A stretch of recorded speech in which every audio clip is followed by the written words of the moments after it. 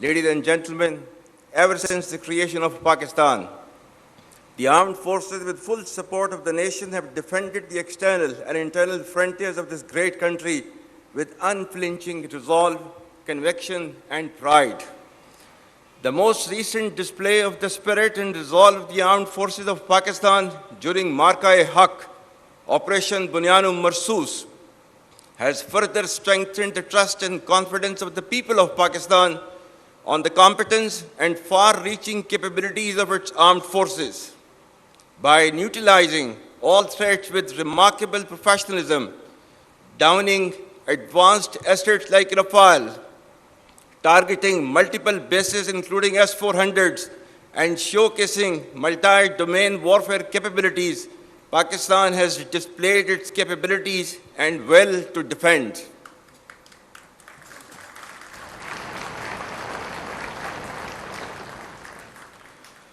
With Allah's blessings and binding national resolve, people of all hues and colors, age, gender, ethnicity, or creed stood firm and tall like a wall of steel, leading to a renewed spirit of patriotism and national fervor, which prevails across the length and breadth of Pakistan. Our collective success has re-energized and strengthened the proud and illustrious memories of our earlier successes. Pakistan once again came out victorious against a treacherous enemy marked by strategic blindness and naivety and filled with hubris and rhetoric about its misguided hegemonic ambitions. India's eagerness to adjudge culpability, evasion of neutral investigations, and staging self-created evidence was indicative of politicization of terrorism for vested interests of the ruling regime. Pakistan, on the other hand, gained deep respect and admiration of the people of Pakistan and international community because of the legitimacy and clear victory against a numerically superior adversary. Internally, it has further unified our nation and strengthened our resolve to defend against any threat, whether external or internal. It has reinforced the confidence, particularly amongst the youth, that the armed forces of Pakistan are an essential element of national power entrusted with the responsibility to protect the sovereignty and territorial integrity of the state. Let me assure the nation that with the help and mercies of Allah Almighty and support of people, we will not lose an inch of this sacred land. And from here on, you all shall be contributing to the same cause and great enterprise. I very proudly salute the valor of the people of Pakistan, every soldier, sailor, airman, the brave men, women, children, and elderly who laid their lives during these testing times, and to the Ghazis who fought with utmost conviction to defend the motherland at all cost. The national leadership, bureaucracy, scholars, scientists, media, academia, and most importantly, the youth deserve rich tribute for standing firmly against aggression. Our Shohda, who have sacrificed for the creation and later preservation of this great country, deserve highest recognition. We owe our deepest respect for the martyrs and their families, because of whom we enjoy freedom and independence. You are the heirs of martyrs. Live worthy of their memory. My dear cadets, you should all be absolutely proud of the fact that you are being commissioned in one of the finest armies across the world, which is second to none, respected by all and sundry. This demands your absolute loyalty to Pakistan, to the armed forces, and the sacred task being entrusted onto your shoulders. It warrants highest standards of courage, conviction, discipline, and professionalism. It demands your blood and toil and consistent hardship, rise up to the expectations of the people of Pakistan and to the standards commensurate to the trust reposed in you. Remember, our enemies are hell-bent upon driving a wedge between our people and armed forces for their ulterior motives. Let me remind them that the bond between the people and armed forces is unshakable. For you all, nothing should be more sacred than the safety and security of the people of Pakistan, and no duty more binding than the defense of our beloved motherland. Ladies and gentlemen, the defense doctrine of Pakistan is predicated on credible deterrence and perpetual readiness, encompassing the full spectrum of capabilities. As a professional standing army, our conventional prowess through constant doctrinal and technological evolution has been optimized into a dynamic, integrated, and adaptive force. You should all understand the need for intellectual readiness and technological advancements, embrace innovation, lifelong learning, and adaptability to meet modern threats. The battle-hardened army, which has fought for over 2 decades in the sub-conventional domain, has successfully displayed its capabilities in conventional domain as well by delivering a swift and decisive blow to the adversary. Should a fresh wave of hostilities be triggered, Pakistan would respond much beyond the expectations of the initiators. With diminishing distinction between combat and communication zones, the reach and lethality of our weapon systems will shatter the misconceived immunity of India's geographic vastness. The deeply hurting retributive military and economic losses inflicted will be much beyond the imagination and calculations of the perpetrators of chaos and instability. I advise and firmly caution the Indian military leadership that there is no space for war in a nuclearized environment. Settle the core issues with Pakistan as per the international norms on the basis of equality and mutual respect. We will never be intimidated nor coerced by your rhetoric and shall respond decisively beyond proportions to even a minor provocation without any qualms.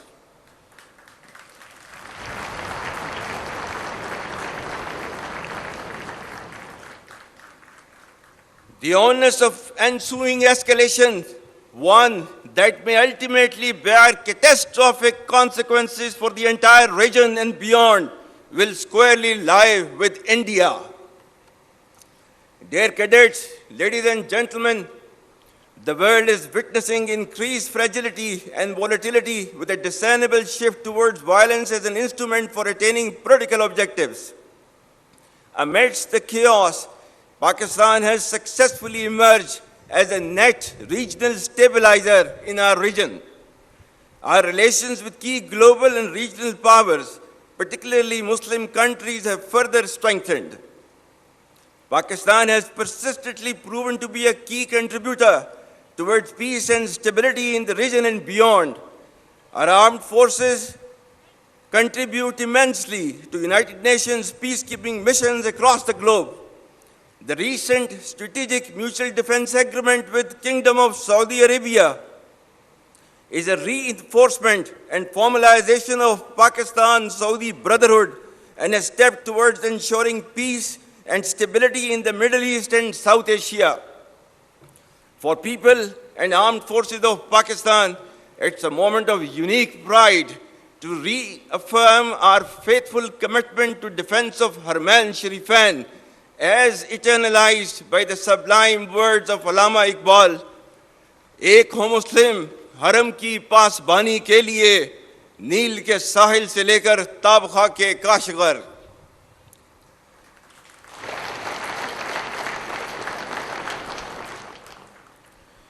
Pakistan has also made humble contributions towards peaceful steering of the negotiations with Iran. Our relations with all other Muslim countries are thriving at an exponential pace. Most significantly, we stand proud of our historic and all-weather strategic cooperative partnership with People's Republic of China. Re-energization of strong and growing relations with the United States of America is an encouraging and welcome development. President Trump's personal efforts and strategic leadership to bring peace to multiple conflict-prone areas of the world are really praiseworthy. We will further nurture these relations with key global and regional players for the interest of peace, security, and development. Ladies and gentlemen, having failed in its belligerence against Pakistan in Operation Marka-e-Haq, India continues with state-sponsored terrorism as a preferred policy. Our adversaries' use of Fitna al-Hind and Fitna al-Khawarij as hired guns exposes its cowering, hypocritical, and heinous face to the world. Equally disconcerting is the use of Afghan soil for terrorism in Pakistan. We urge the people of Afghanistan to choose mutual security over perpetual violence and progress over hardline obscurantism. Taliban regime must rein in the proxies who have sanctuaries in Afghanistan and are using Afghan soil to perpetrate heinous attacks inside Pakistan. The law enforcement agencies and the armed forces, with the support of the brave people of Pakistan, particularly of Khyber Pakhtunkhwa and Balochistan, will surely defeat this menace as well. Be rest assured that like our victory in the conventional domain, every state proxy of our neighbor will be razed to dust, inshallah.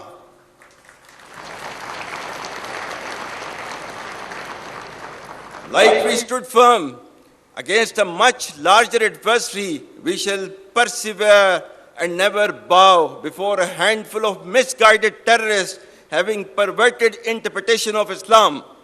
Rest assured that Pakistan is a peace-loving nation and shall ensure peace within and peace without.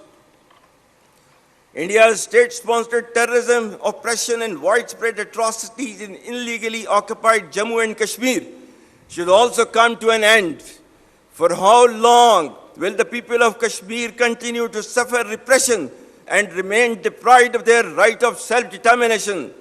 Pakistan remains steadfast in its principled stance on Kashmir and will continue to extend political, diplomatic, and moral support to the legitimate Kashmiri freedom struggle till the resolution of this internationally recognized dispute in accordance with the United Nations Security Council resolutions and the aspirations of the people of Kashmir. Ladies and gentlemen, the world has finally taken a note of Israel's blatant aggression, genocide, and forced displacement waged upon Palestinians, which has led to the martyrdom of thousands of innocent civilians, including women, children, and elderly. Pakistan's consistent efforts in the diplomatic domain have played a significant role in invoking the recent peace initiative in Gaza. We hope it leads to enduring peace and stability in the region. Pakistan expects the ceasefire to continue, followed by a smooth flow of humanitarian relief and reconstruction of Gaza for its people to be able to live peacefully in their homeland. For a just resolution of the dispute, Pakistan stands by its principled stance on the indispensability of the two-state solution and the need for an independent, sovereign, and viable state of Palestine based on pre-1967 war borders with Al-Quds Sharif as its capital. Palestine's pain and Kashmiri's subjugation remain festering wounds on the conscience of humanity. Ladies and gentlemen, Pakistan's story is one of resilience, born of struggle, sustained faith, and sanctioned by its people. Pakistan has never been defined by the challenges we face, but by the courage and resolve with which we face them. Despite challenges, it has gradually but surely started to regain its rightful place in the Committee of Nations as a responsible state with immense significance and potential. Through relentless efforts of the government, we are now witnessing relative stability with positive economic indicators attracting investments in multiple domains from across the world. The treasures hidden beneath our land for decades have started to surface as a silver lining for our bright future. Our vibrant youth, filled with talent, is making marvels in multitude of domains. The armed forces of Pakistan acclaim highest respect from nations across the world. The overall geostrategic significance of Pakistan, beauty and splendor of its exotic landscape, and hospitality of its people, coupled with diplomatic, economic, and military success and wherewithal, Pakistan is destined to rise, inshallah. But remember that our journey is not finished. The enemy remains restless, but so does our resolve. We men in uniform shall always remain ready and arrayed to support the progress and prosperity of the people and the state of Pakistan and defend the ideological and physical frontiers of this great country as ordained by Allah Almighty. إن الله يحب الذين يقاتلون في سبيله صفا كأنهم بنيان مرصوص. Allah indeed loves those who fight in His way in ranks as though they were a solid wall. As per Kai's historic remarks of January 1948, I quote, "We are all Pakistanis and citizens of the state, and we should serve, sacrifice, and die for the state, so that we may make it the most glorious and sovereign state in the world." Unquote.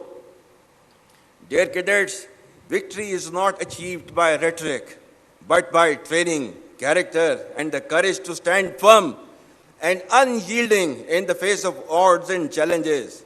Remain focused by making professionalism, discipline, and ethical leadership the hallmark of your personality. Be cognizant of the diverse array of threats within and beyond, which are proliferating via digital media, populist anarchism, and social subversion.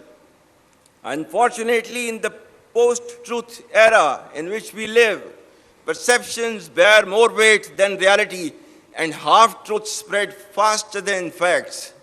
Your strength will lie in thinking critically and discerning fact from fictions.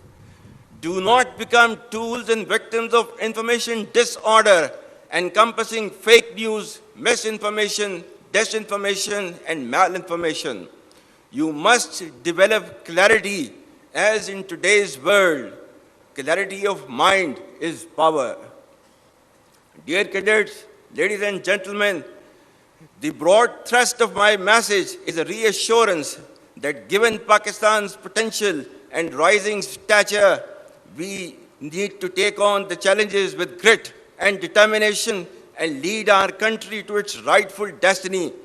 Pakistan's flag will inshallah continue to rise because its defenders, that is Pakistani nation, never fail. At the end, I once again congratulate you all on being commissioned and wish you the best for a promising yet challenging journey ahead. I also extend my profound compliments to your parents, guardians, and mentors for this remarkable accomplishment. May Allah be with us all. Ameen. Pakistan Armed Forces, Zindabad. Pakistan, Hamesha Paindabad.